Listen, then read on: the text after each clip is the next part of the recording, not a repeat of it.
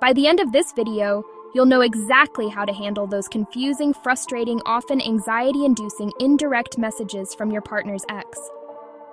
You'll learn how to stop the cycle of drama before it even begins, reclaim your peace of mind, and protect the calm within your home. Move beyond the initial sting of a difficult text message and build a solid foundation of strategies that put you back in control. This isn't about fighting fire with fire or getting drawn into battles that drain your energy. It's about learning a new language of communication, one that is calm, deliberate, and powerfully effective in setting boundaries. We'll explore a clear, step-by-step method to help you decode what's really being said without getting tangled in emotional traps. The goal is simple: decode, don't react. This shift will transform how you interact with high-conflict situations. See these messages not as personal attacks that derail your day, but as predictable patterns you can manage with confidence and grace. Take the power back, not by escalating conflict, but by refusing to participate in the drama. Imagine feeling a sense of calm instead of a jolt of anxiety when your phone buzzes with a message from her. Throughout this guide, we'll set a calm, steady tone, the exact energy we want in our lives and homes. We'll walk through 6 specific, practical strategies you can start using today. These aren't theories, they are actionable steps for real life. Spot the patterns of weaponized ambiguity. Respond with neutral, boundary-setting scripts. Each strategy becomes a tool for your emotional toolkit. Build resilience and keep your household a sanctuary of stability and love, untouched by external chaos. Think of this as your personal masterclass in emotional self-defense for the modern stepmom. Learn to identify subtle provocations and hidden agendas designed to keep you off balance. Master the strategic response, or the strategic silence, that communicates your boundaries without creating more conflict. Move away from reactive emotional responses and toward a proactive, centered approach. Your peace is non-negotiable, and by the end you'll have a clear roadmap to protect it fiercely and effectively, ensuring your home is a place of tranquility. We've all been there, haven't we? Your day is going perfectly fine. The sun is shining. You've had your coffee. Maybe you're even enjoying a rare moment of quiet. Then your phone buzzes. You glance down and see a message from the biological mother. It's not overtly aggressive. It's just vague. Just wanted to check if the kids will have their winter coats for the weekend. You know how they get. Instantly, your stomach clenches. Your heart rate picks up. Your peaceful morning is shattered. Your mind starts racing with 1,000 anxious questions and interpretations. It's a uniquely frustrating experience for so many stepmoms. A simple, seemingly innocent text derails your entire day. You're left trying to decipher the hidden meaning. Was that a genuine question, or a passive-aggressive jab suggesting you're an incompetent caregiver?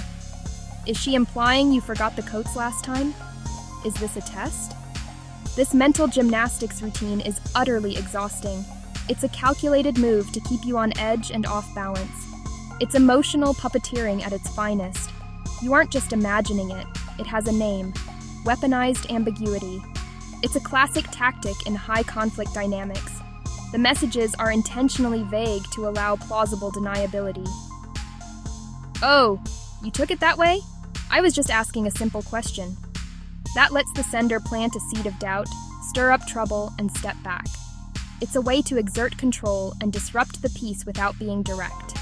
Let's be clear, your reaction is exactly what they want. The goal: get under your skin, make you react, pull you into an argument, or create tension with your partner. Every moment you stew or craft the perfect defensive reply is their victory. It's a drain on your emotional energy that belongs to your family, your relationship, and you. But the good news: once you understand the game, you can choose not to play. Time to break it down so you can spot the agendas from a mile away. Table of Contents, Part 2, Act 1, Spotting the Pattern. Section 1, The Language of Ambiguity. Section 2, Vague Words and Third-Party Messengers. Section 3, The Power of Timing and Checking. Section 4, The Tactic of Contradiction. Section 5, The emotional toll of the game. Section 6. Why these tactics work and how to stop them. Let's begin by defining the core problem so we can recognize it instantly. We're talking about indirect communication. In its simplest form, this is when someone avoids saying what they truly mean, hoping you'll read between the lines. But in high-conflict situations, this isn't just a quirky communication style. It's a tool. It becomes what we call weaponized ambiguity. This is the deliberate use of unclear, vague, suggestive language. The purpose is to create confusion, provoke an emotional reaction, and maintain control, without being openly confrontational. It's a form of passive aggression designed to make you feel unsettled, anxious, or defensive, while giving the sender a way out. Think of it as a smokescreen. The real message is hidden behind a cloud of vague words and plausible deniability. The goal is to get a reaction from you to disrupt your peace or to create conflict between you and your partner. Because the message is not direct, it's incredibly difficult to address head-on. If you try to confront the sender about the underlying hostility, they can easily retreat and claim you're overreacting or reading too much into it. This tactic is frustratingly effective because it puts you in a position where you are constantly questioning your own perception and sanity. It's a way to land a punch and then pretend they never even swung. Understanding this concept is the very first step toward reclaiming your power. When you can put a name to the behavior, weaponized ambiguity, it stops feeling like a personal failing and starts looking like a predictable, strategic pattern. You begin to see that it's not about you being too sensitive. It's about the other person being intentionally manipulative. It's a game of emotional hide and seek, where you are always it, left searching for clarity that was never meant to be found. Recognizing the game is the only way you can decide to stop playing it and start setting your own rules for engagement. This isn't about becoming a detective or an expert in psychology. It's about becoming an expert in protecting your own peace. By learning to spot the signature moves of weaponized ambiguity, you can disarm the tactic before it has a chance to detonate in your life. You shift from being a reactive participant in the drama to a calm observer who understands the dynamics at play. This knowledge empowers you to choose your response, or lack thereof, with intention and confidence. The smokescreen only works if you wander into it. Once you see it for what it is, you can choose to walk around it instead. One of the most common signals of indirect communication is the use of vague, open-ended language. The words themselves seem harmless, but they are chosen specifically because they can be interpreted in multiple ways. Often those interpretations imply fault or criticism. Phrases like, "I hope the kids have everything they need. I guess that plan could work," are classic examples. The word everything subtly suggests you might have forgotten something important. The phrase "I guess" plants a seed of doubt about the plan's viability without offering a direct objection. It's a way to express disapproval or create anxiety without taking any real stance. Another clear signal is the use of third-party messengers, a classic triangulation tactic. This happens when the biological mother communicates something to you through the children, through a mutual friend, or even through a social media post she knows you'll see. For example, a child might come home and say, "Mommy said to remind you that I have a big project due on Monday." Now you're left wondering if this is a genuine reminder or an accusation you wouldn't have remembered on your own. This tactic unfairly puts the children in the middle and creates a situation where you receive information secondhand, often distorted, leaving you to piece together the real story. These tactics are destabilizing because they force you into a guessing game. You have to decode the intent behind the message, an exhausting mental and emotional exercise. Is she just being helpful, or is this a passive-aggressive jab? The ambiguity is the point.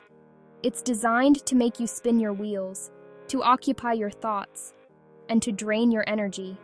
A direct request like, "Please make sure he brings his science book home," is clear and actionable. But a vague message delivered through a child becomes a puzzle box of potential meanings. each one more anxiety-inducing than the last. Imagine another everyday example. Just heard from Sophie that she felt left out at the party. The message doesn't directly blame you, but the implication hangs heavy. It forces you to get defensive, to question your actions, and to feel guilt or frustration. The sender avoids direct conversation and uses a third-party report to put you on the back foot. Spotting this pattern is crucial. When you see vague language or third-party messages, let your internal alarm bells ring. Pause before you engage. Another powerful tactic in the indirect communication playbook is the strategic timing of messages. Have you ever noticed confusing or provocative texts arrive at the worst moments? Late on a Friday night, just as your weekend with the kids is about to begin, during a family vacation, or in the middle of a date night with your partner. This is not a coincidence. The timing is intentionally chosen to maximize disruption. Sending a problematic message when you are supposed to be relaxed or celebrating hijacks your positive emotions and inserts chaos and anxiety into your personal time. It catches you off guard. When you're relaxed, your emotional defenses are lower, making you more susceptible to being triggered. A message you might brush off on a busy Tuesday afternoon can feel like a major crisis on a Saturday morning when all you wanted was peace. The sender knows this. They count on inopportune timing to provoke a bigger emotional reaction. It's a calculated move to make their presence felt, even when they're not there, casting a shadow over your family's time and keeping you tethered to the drama. Alongside timing, we often see checking questions. Questions that seem innocent, but subtly question your competence or decisions. Texts like, "Just checking you remembered his allergy medicine?" "Just checking that you're going to the 4 p.m. game, not the 5 p.m. one." In high-conflict dynamics, these carry an undertone of mistrust. They imply you are forgetful, disorganized, or incapable of managing things without supervision. It's a way of monitoring and micromanaging from a distance. These checking questions prey on a stepmom's fear of not being a good enough parent. Constant checking feels like being on probation, every move scrutinized. This erodes confidence and causes second-guessing. The sender can then say they were just trying to help, leaving you feeling like you're the problem for being sensitive. Recognizing these timed messages and checking questions as patterns of control is the key to not letting them undermine your confidence. One of the most confusing and maddening tactics you might encounter is the use of contradictions. This is when the biological mother says one thing but does another, or when her messages to you directly contradict what she has told your partner or the children. For example, she might tell you in a text that she is totally fine with you taking the kids on a weekend trip, but then tell the kids that she is sad they are leaving and will miss them terribly. This creates a situation where you are made to look like the bad guy, even though you thought you had her approval. This creates an environment of instability and mistrust. You never know where you stand. The ground is constantly shifting beneath your feet. One week, a certain arrangement is perfectly acceptable. The next, it's a huge problem. She might agree to a pickup time in writing, then show up 30 minutes early and act surprised that the kids aren't ready, implying that you are disorganized. These contradictions are not accidental slips. They are a deliberate strategy to keep you off balance and to create chaos that she can then position herself to manage or comment on, reinforcing her sense of control over the family dynamic. The emotional impact of constant contradiction is immense. It fosters a feeling of walking on eggshells, where you are afraid to make any decision for fear that the rules will suddenly change. It can also create significant tension between you and your partner, especially if he is receiving a different version of events than you are. He might see her as being reasonable based on his conversation with her, while you are experiencing her contradictory behavior firsthand. This can lead to arguments where you feel unsupported and misunderstood, which is often the secondary goal of the person creating the contradiction. Logistically, this tactic is a nightmare. It makes co-parenting nearly impossible. How can you make plans for holidays, vacations, or even simple weekend activities if any agreement is subject to change without notice. It disrupts the consistency and routine that children need to thrive. When you spot this pattern of contradiction, it's a major red flag. It tells you that verbal or informal agreements are not reliable. This is a clear signal that you need to move toward more formal, written communication and documented plans to protect your household from the chaos of her changing whims. It's so important to acknowledge the very real emotional toll that these tactics take on you. This isn't just a minor annoyance. It's a significant drain on your mental and emotional resources. The constant state of alert, the second guessing, the anxiety, it all adds up. It can feel like you are living with a low-grade fever of stress all the time. Your nervous system is perpetually activated, waiting for the next confusing text or indirect jab. This can lead to exhaustion, burnout, a feeling of being completely overwhelmed by a situation that feels totally out of your control. You might find yourself being more irritable, less patient with the people you love most. This type of psychological warfare is designed to make you feel isolated. The nature of weaponized ambiguity is so subtle that it can be hard to explain to friends, even to your partner. When you try to describe why a certain text was so upsetting, it can sound like you are being petty or overly sensitive. But all she said is a common response from people who don't understand the years of context and patterns behind that one message. This can leave you feeling alone in your struggle, as if you are the only one who sees the manipulation, which further deepens the sense of anxiety and frustration. Moreover, these tactics systematically chip away at your confidence. As a stepmom, you are already in a uniquely challenging role, often navigating complex family dynamics without a clear playbook. When you are constantly barraged with checking questions and subtle criticisms, it can feed into any existing insecurities you have about your role in the family. You might start to believe the implicit narrative that you are incompetent or that you are doing a bad job. This erosion of self-esteem is a significant consequence, and it is entirely by design. A less confident you is a you that is easier to control and manipulate. Ultimately, the biggest price you pay is the loss of your peace. Your home should be your sanctuary, a place where you can relax and feel safe.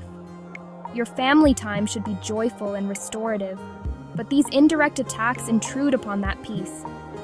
They bring the conflict and negativity right into your pocket, right into your living room. A single buzz from your phone can hijack a peaceful evening and turn it into a night of worry and strategic planning.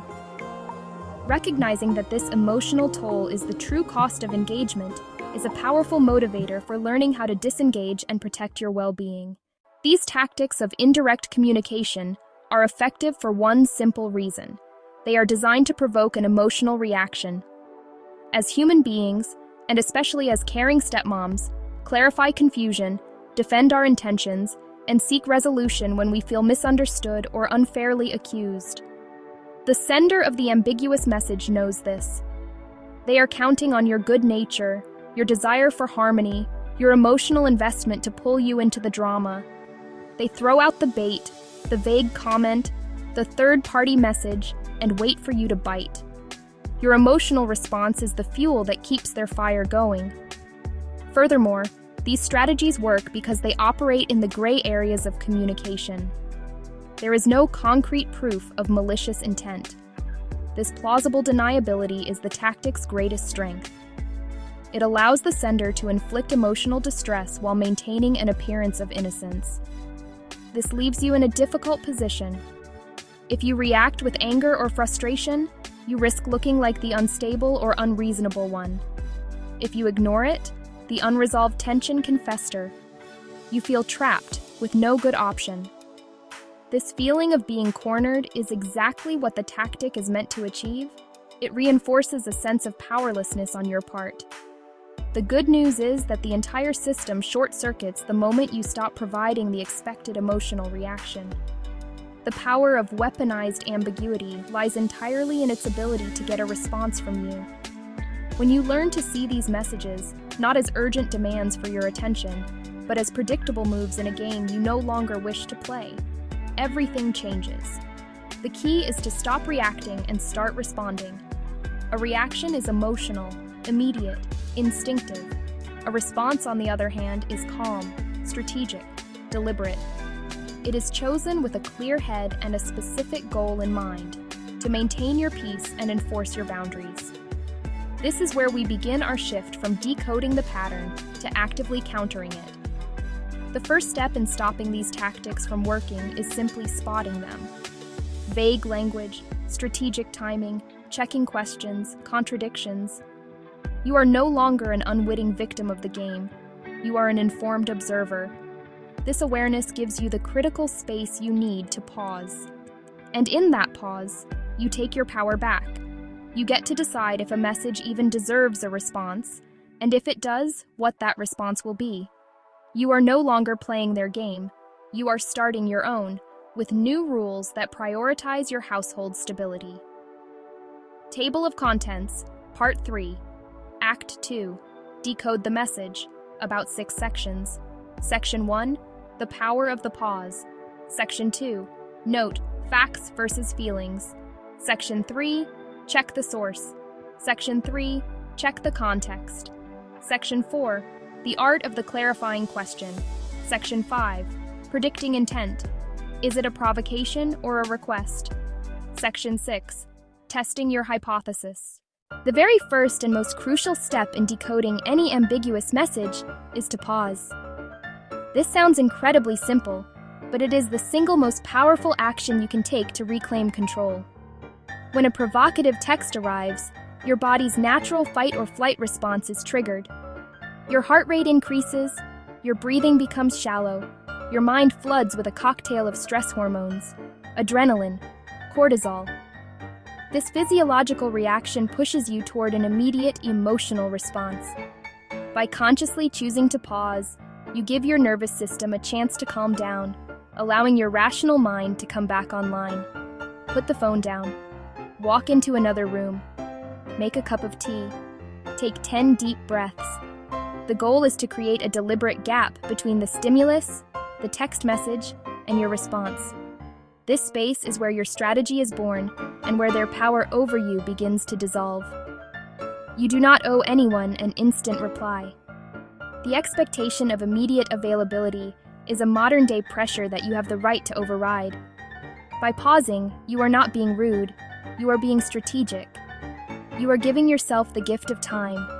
Time to think, time to process, time to choose a response.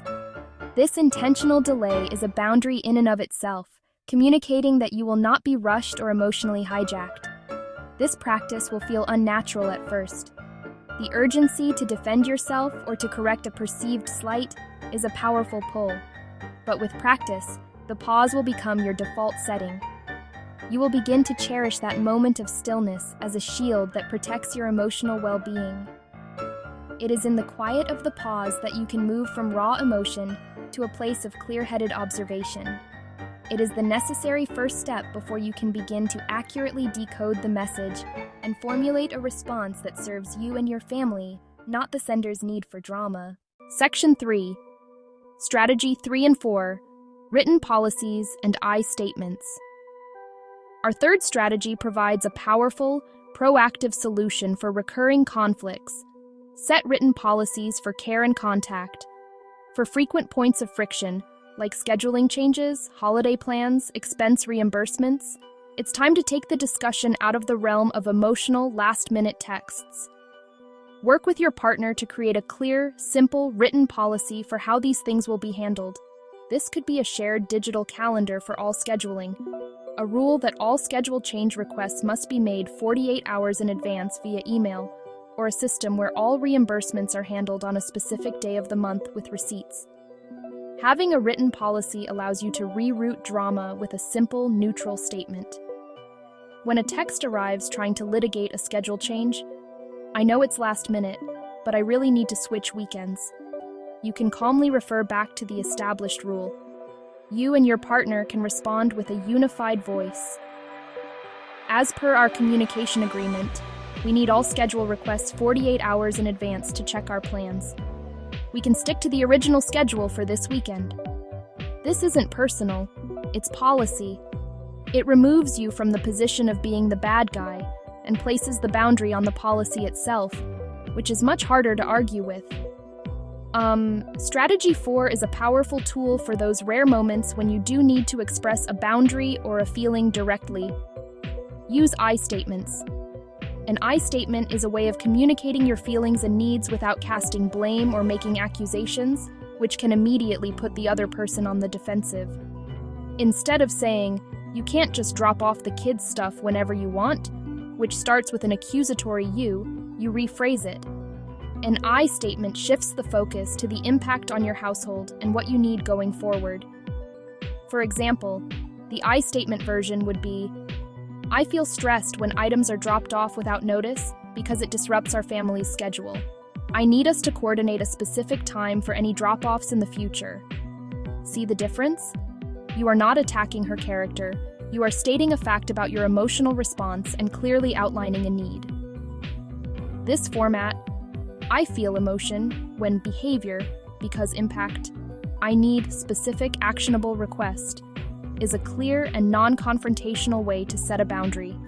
It communicates your point effectively while minimizing the likelihood of a defensive or aggressive response, keeping the conversation as productive as possible. Section 4. Strategy 5. Strategy 6. Reroute to logistics. Prioritize your home. Strategy 5 is a brilliant tactic. Reroute the conflict back to logistics. High-conflict individuals thrive on emotional chaos. Be the calm, logical force. When you receive a text filled with accusations, complaints, or dramatic flair, find the single logistical question and respond only to that. Ignore emotional language, personal attacks, guilt trips, and historical revisionism. You are a logistics manager, not a therapist. Let's look at another role play. The text message arrives. "I don't know why you would sign the kids up for swimming on a Tuesday. You know that's my night to call them, and now I won't get to talk to them. It's just one more way I'm being pushed out of their lives." It's a masterclass in provocation. Your response? Pause. Breathe. Find the logistical core. The core is about timing the phone call. What time on Tuesday would be good for your call, before or after their 6 p.m. lesson? You've ignored the drama, rerouting the conversation to practical problem solving. This brings us to our 6th and final strategy. Prioritize your household's stability. This is your ultimate guiding principle. Before you send any message, before you agree to any change, before you engage in any conversation, ask yourself, will this action increase or decrease the peace and stability within my own home? Your primary responsibility is to the family unit that lives under your roof. It is not your job to manage the biological mother's emotions, not to make her happy, not to shield her from the consequences of her own choices. Your job is to create a safe, stable, and loving environment for your partner and the children in your care. This final strategy gives you permission to disengage, gives you permission to say no, gives you permission to have boundaries that may disappoint or anger someone outside your home.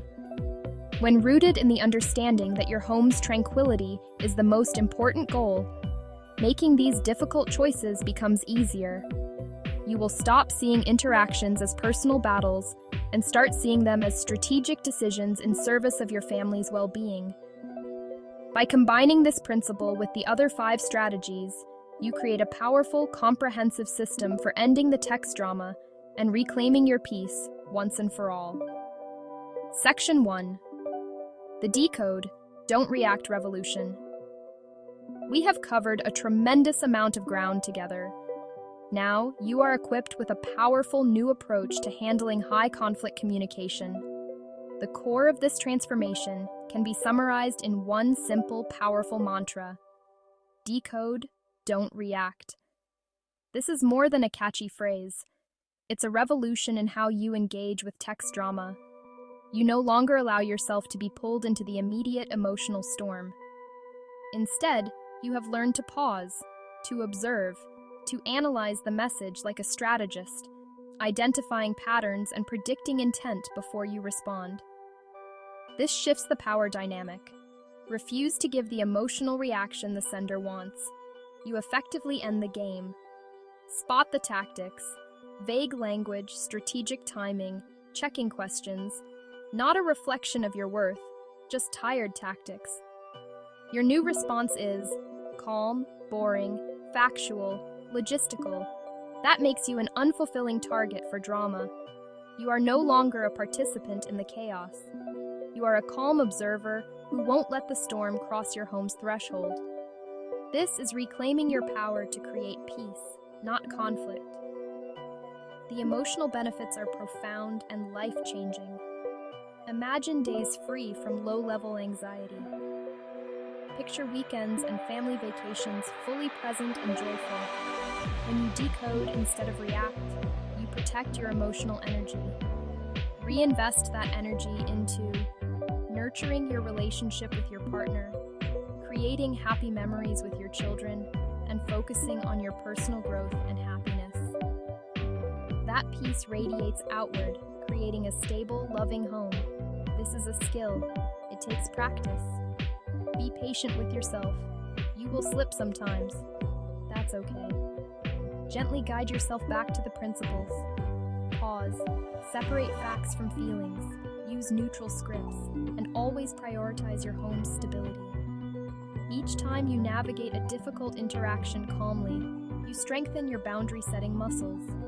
You reinforce new, peaceful rules of engagement. You are building a fortress of tranquility, one calm response at a time. If you found this video helpful and want to continue learning more strategies to navigate your stepmom journey with confidence, please take a moment to subscribe to this channel. Your support allows us to create more content just like this. Don't forget to also comment below with your own experiences or tips. Your story might be exactly what someone else needs to hear today. And if you know another stepmom who could benefit from this message, please share it with her. Thank you for joining me, and here's to your peace.